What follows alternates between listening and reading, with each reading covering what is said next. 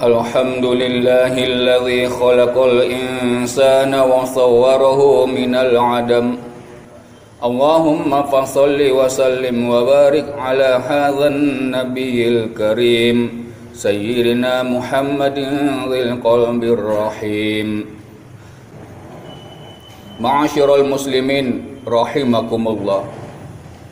Alhamdulillah, Allah masih mengkarunia kita umur sehingga kita bertemu dengan bulan yang dihormati, itulah bulan Rajab. Dan juga di dalam bulan ini ada peristiwa besar yang tidak sanggup dicerna oleh akal pikiran, yang sanggup hanyalah lewat iman semata.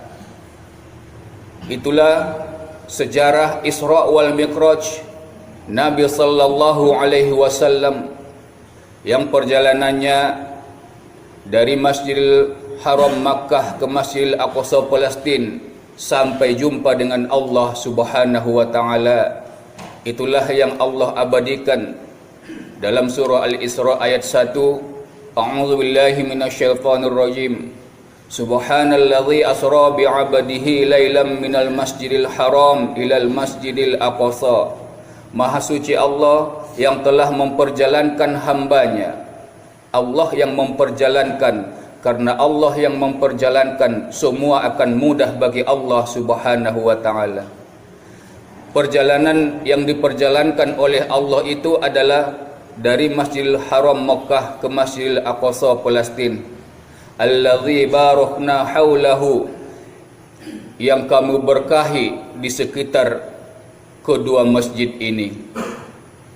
Linuriyahu min ayatina, dalam perjalanan ini hikmah yang diperoleh oleh Nabi agar ia melihat tanda-tanda kebesaran Allah Subhanahu wa ta'ala.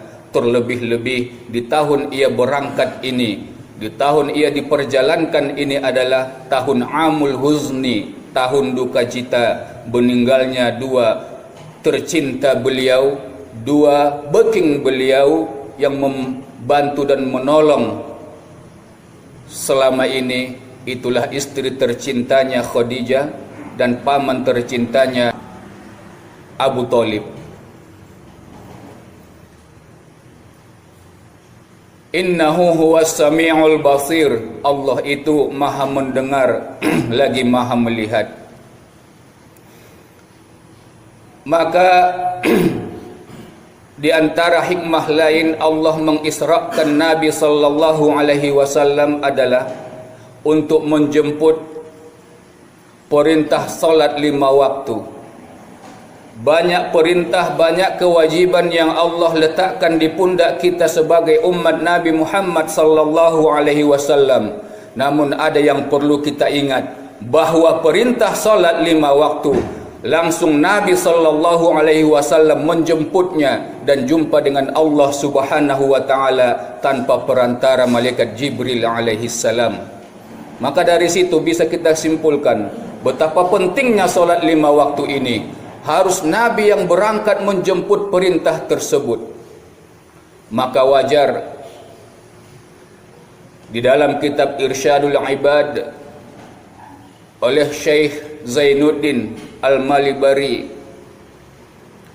menuliskan bahwa ada 15 siksaan bagi orang-orang yang layas, anggap remeh terhadap solat 5 waktu.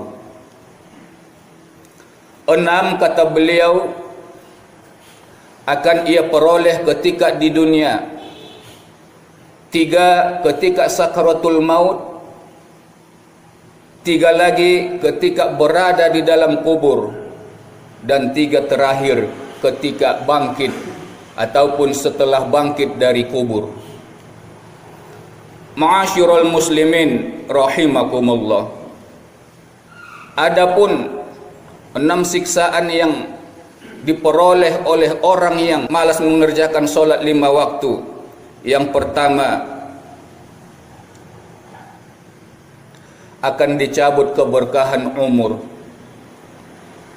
seberapa panjang pun umur yang Allah karuniai, namun umur itu hanya dipakai untuk yang sia-sia, hanya dipakai untuk menumpuk segudang dosa, tidak bermanfaat sama sekali untuk kebaikan, terlebih-lebih kebaikannya nanti untuk di akhirat nanti. Adapun yang kedua, akan dihilangkan tanda-tanda kesolehan dari wajahnya. Maka coba kita perhatikan mereka yang di luar Islam dengan kita yang Islam, wajahnya berbeda. Nggak bisa dipungkiri, walaupun satu marga yang sama, wajah pasti beda. Kenapa? Ada cahaya solat di wajah orang-orang Islam. Maka orang yang meninggalkan solat, maka cahaya itu pun akan dicabut oleh Allah Subhanahu wa ta'ala. Lalu yang ketiga, segala amal ibadahnya tidak akan mendapatkan pahala. Wajar Nabi juga menjelaskan dalam hadisnya, as-salatu imaduddin, salat itu tiang agama. Faman aqamaha faqad aqamad din. Siapa yang mendirikan salat, sungguh ia telah mendirikan agama ini. Faman tarakaha faqad hadamahad din. Siapa yang meninggalkan salat 5 waktu, dia telah menghancurkan agama ini. Wajar ia tidak mendapatkan pahala dari perbuatan-perbuatan yang baik yang ia laksanakan sewaktu di dunia. Dan adapun yang keempat, doanya tidak akan diijabah, dikabulkan oleh Allah Subhanahu wa ta'ala. Sudah jelas dalam kantor sendiri pun, bila atasan itu tidak suka dengan kita, lalu kemudian kita buat permohonan, maka dia akan acuh tak acuh terhadap kita. Itu baru manusia. Apalagi Allah yang maha mendengar, maha mengetahui, maha melihat. Lalu yang kelima, ia tidak akan mendapatkan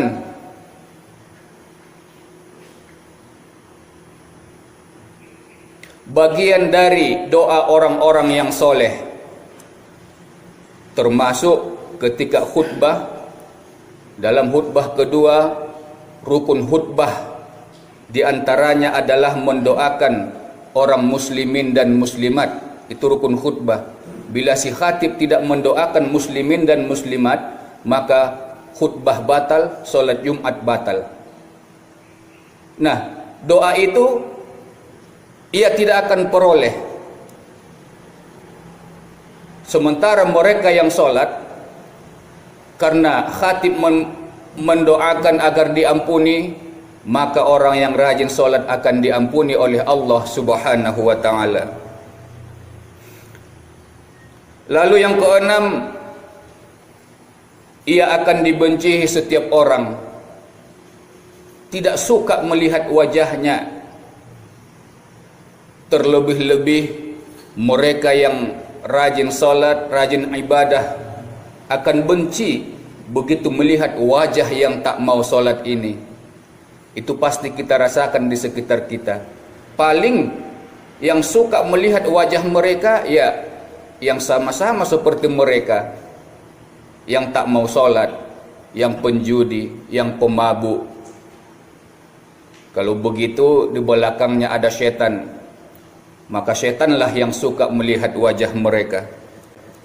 Lalu 3 siksaan yang ia peroleh ketika sakaratul maut adalah, yang pertama, mati dalam kondisi terhina. Keburukan yang selama ini ia laksanakan, ketika sakaratul maut Allah akan perlihatkan itu. Kalau orangnya suka main kartu, ketika sakaratul maut tangannya akan bergerak seperti mengkocok sebuah kartu. Yang penting matinya akan terhina. Lalu yang kedua, mati dalam kondisi lapar. Dan yang ketiga, mati dalam kondisi haus. Seandainya dituangkan seluruh air ataupun lautan yang ada di dunia ke mulut orang yang sekarat ini, niscaya hausnya tidak akan hilang, disebabkan betapa hausnya ia ketika itu. Sedangkan 3 siksaan di dalam kubur, yang pertama adalah kuburnya akan sempit sehingga tulang-tulang rusuknya saling bersimpangan. Dunia ataupun tanah akan menghimpit orang ini. Mereka yang sering menggali kubur pasti akan sering menyaksikan pertama kali ia menggali kubur dengan membawa tali yang sudah diukur dengan mayat tersebut. Namun begitu saatnya si mayat mau dimasukkan ke dalam kubur, tanah malah makin sempit, lubang kuburan akan malah semakin sempit. Ini akan sering disaksikan oleh mereka penggali kubur. Yang kedua, ruang kuburnya akan dipenuhi api sehingga sehari-hari ia berada di atas bara api. Na'udzubillah. Yang ketiga adalah dalam kuburnya akan ditemani oleh ular yang besar yang diutus oleh Allah Subhanahu wa taala yang bernama Asy-Syuja'ul Aqra. Ular ini akan menggigit terus orang ini, menyiksa terus sampai akhirnya dibangkitkan dari kubur. Sementara 3 siksaan setelah bangkit dari kubur, yang pertama adalah hisabnya akan dipersulit oleh Allah Subhanahu wa taala.